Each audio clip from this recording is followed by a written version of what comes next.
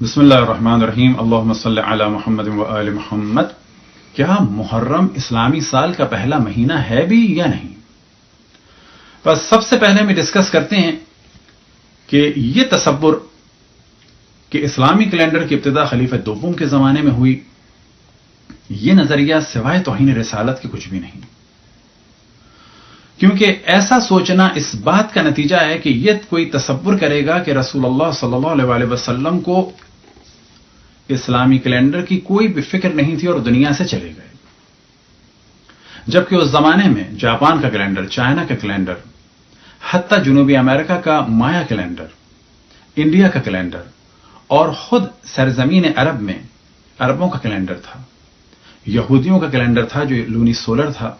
عیسائیوں کا کیلنڈر تھا کہ جو سولر تھا. لہذا رسول اللہ صلی اللہ علیہ وسلم کے بارے میں یہ گمان کرنا کہ ان کو اس جانب بالکل بھی توجہ نہیں تھی، ان کی اس جانب، تو یہ بالکل توہین رسالت کے مترادف ہے. انہیں قطعاً توجہ تھی اور بے حکم خداوند تبارک و تعالی انہوں نے اسلامی کیلنڈر کی بنیاد چاند پر رکھی، یعنی قمری کیلنڈر کو قرار دیا اور اس کا پہلا مہینہ اپنی ہجرت کو قرار دیا. آپ کی ہجرت پہلی ربیع الاول کو ہوئی مکے سے مدینے کی جانب،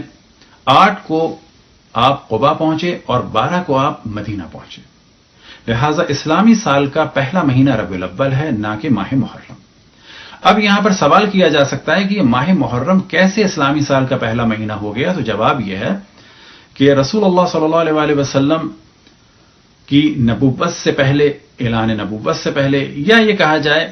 کہ مدینے آنے سے پہلے تک ماہ محرم عربوں کا پہلا مہینہ تھا، لیکن رسول اللہ صلی اللہ علیہ وسلم نے ربیع الاول کو پہلا مہینہ قرار دیا. اور یہ والا موضوع تاریخ کی مختلف کتابوں میں معاہدوں کی صورت میں اور لیٹرز کی صورت میں موجود ہے، کہ جن میں سے ایک کا ہم حوالہ دیں کہ جب رسول اللہ صلی اللہ علیہ وسلم نے معاہدہ کیا نجران کے عیسائیوں سے، اور جسے مولا امیر المؤمنین علیہ الصلوۃ والسلام نے لکھا، تو اس میں جو تاریخ بیان ہوئی اس کی ابتدا ہجرت ہی سے تھی اور اسے بعد الہجرہ کہا گیا. شروع میں ہجرت کے بعد مہینوں کو بیان کیا جاتا تھا، پہلا مہینہ، دوسرا مہینہ، 10واں مہینہ، 15واں مہینہ، 20واں مہینہ، اور بعد میں سالوں کا حساب ہونے لگا. خلیفہ دوم نے اپنے دور میں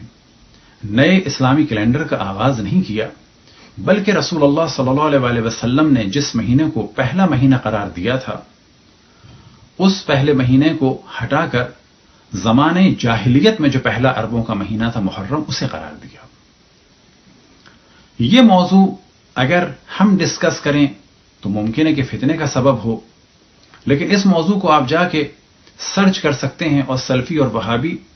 اور دیوبندی حضرات سے سوال کر سکتے ہیں. اور ایک ان کے عالم نے تو کھل کے اس چیز کا اقرار کیا کہ جن کا نام ہے شیخ محمد بن صالح عثیمین،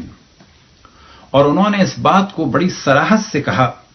بل اعلموا ان السلف لم يتخذوا المحرم اول العام الجدید الا فی خلافت عمر بن خطاب، کہ جان لو کہ سلف جو تھے، جو گزرے ہوئے لوگ ہیں، وہ محرم کو پہلا مہینہ نہیں سمجھتے تھے اور محرم سے نئے سال کی ابتدا کو نہیں مانتے تھے، بلکہ یہ سلسلہ ہوا خلافت عمر بن خطاب کے دور میں. إنها الناس أحد فرد عليه ولا تبتأ أحدا بذلك. هذا هو الصواب في هذا المسألة. لو قال الإنسان مثلا نهنئك بهذا العام الجديد، قل هنأك الله بخير وجعله عام خير وبركة، لكن لا تبتدئ الناس عنه، لأنني لا أعلم أنه جاء عن السلف أنهم كانوا يهنئون بالعام الجديد،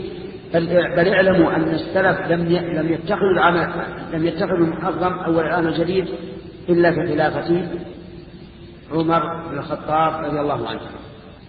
نعم. اسکرین پر آپ اس ویب سائٹ کو دیکھ سکتے ہیں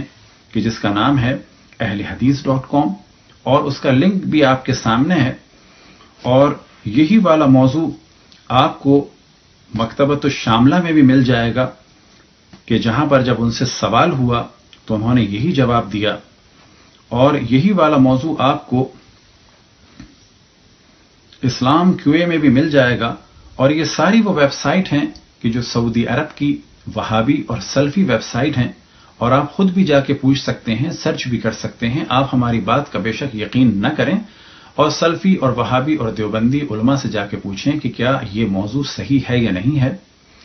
اور اگر یہ ہم بیان کر رہے ہیں تو کم سے کم یہ شیخ عثیمین کی رائے ہے یا نہیں ہے.